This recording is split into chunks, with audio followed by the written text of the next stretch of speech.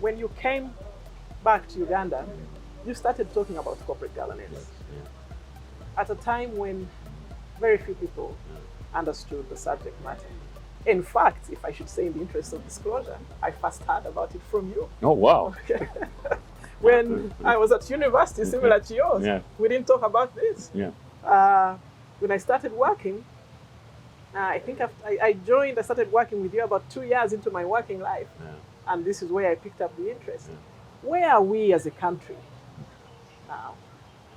I think we have moved on. We talked about, you know, it is not fair to say that failures and scandals are good. Because somebody will say, what is he talking about? He's talking about corporate governance. And there you are saying scandals are good.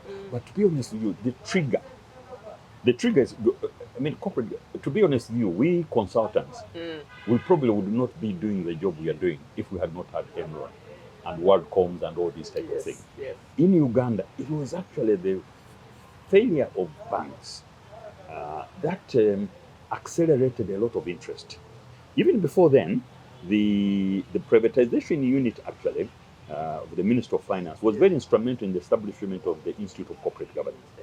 But what happened is that the failure of banks and resulting from that, from the Ogola report, the central bank legislating, and you know this better than me, putting corporate governance actually in the law. Because you know, the corporate governance was always, we have nice codes, you can comply and then explain and so on. Legislating, issuing regulations to do with corporate governance. Trying to go into the area of, you know, you cannot be a chief executive and also a chair, separating the roles and so on. And then the general awareness that was happening global about all these failures. You know, you are talking about the Enron, then you have the global financial crisis. Then a lot of interest. And then we, many of us, started picking it up in the regulatory bodies, privatization units picking it up with those companies that they are looking after, and then a general awareness, and then a few leaders like Governor Emeritus Leo Kibirango, you know, going around and training first government boards, which I think was the target that. And then, of course, the coming into effect of the stock exchange and listing. So at the beginning, I think it was, as you say, it was a big learning curve. People did not know what it's all about. But the important thing, it has always been there. You know, companies have been there, directors have been there, you know, rules have been there. So where are we today? I think there is a great awareness, especially in regulated entities, whether it be they banks or insurance, pensions now. We have also got it definitely in listed companies, but that's through laws and regulations. But then we also got, we can say that it is at the table. The board, some companies have created governance committees of the board. Others, the audit and risk committees, are taking on that role of governance. But to be honest with you, we are, I think, at different stages. There are those who have really moved ahead, some through regulation, others through awareness. The government-owned entities are taking it on, but there is still a challenge there, a big challenge there. So where are we? We are definitely much better than we were 25 years ago. But to be honest with you, my always concern is, are we there? Is it compliance? Or has it gone right into the deep of the people to say it is performance, it is good, it's a good way of doing it, the good way of running. It's the way you do things. The way you do things. It's part of your culture. Are you doing the right thing, you know, and you're doing it the right way? Or is it that, well, stock exchange, one seat, capital markets, one seat, insurance, regulatory authority, one seat, bank, one seat, Ubra, one seat, and do that. But I think we have moved on. But there's still a long way to go. Still a long way to go. Actually, on that note, there are people who think that corporate governance is relevant to large listed companies, and that perhaps SMEs and other types of organizations, it's something that's a bit of a distance or something that they shouldn't worry about. What's your take on that? And I know that you have had a big interest in even family businesses. Yes. The governance of family businesses. I think once there is a realization, and this is what we need to put forward, that it is for the good of the business it is good to govern your family, if I may say. It is good to govern your small company or our small consultancies, a small, medium enterprise. It is good to govern it in properly, if it were, following the basic rules of good governance, ethics, accountability, and so on.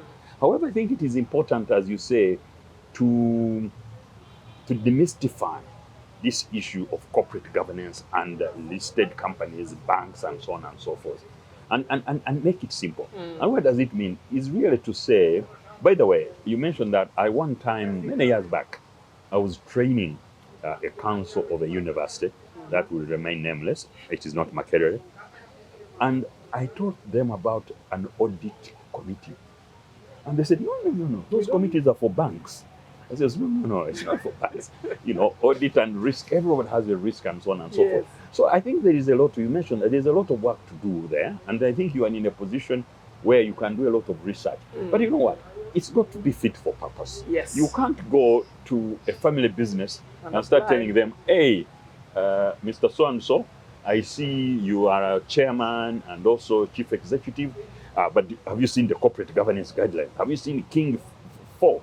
Have you seen OECDC? Have you seen ISO 37,000? Yes. And have you read the Winnie's books and my books?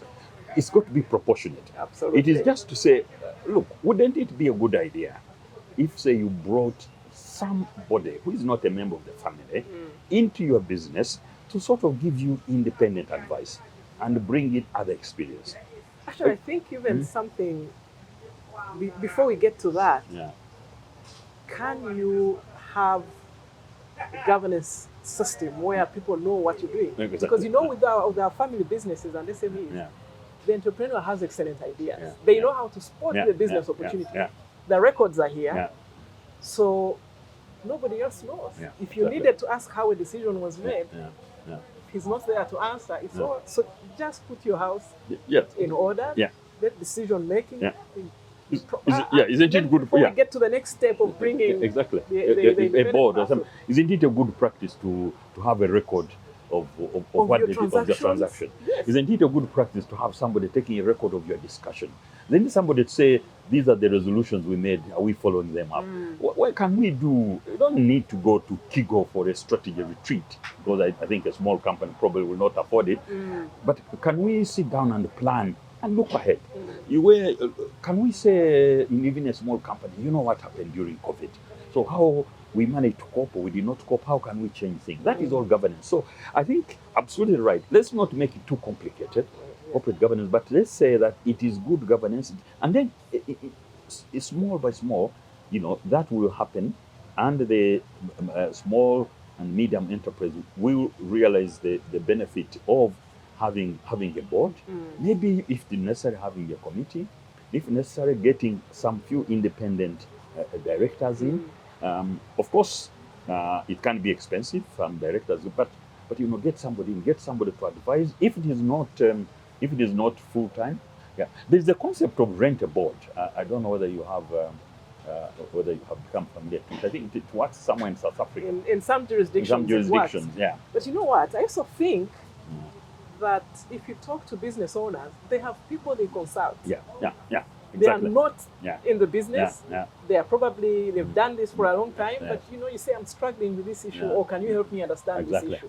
So if we break it down and say, think about those people you go to when you need this, and then you say, these are the people who can actually come onto your So they use them. They'll find that they utilize them. It's just understanding. There is somebody they always run to who has got, like we look for board members with experience. There's somebody who has done it before, who has experience and so on and so forth. So I think that's the demystification we've got to do and make it simple, make it simpler, make it applicable, that it is a day.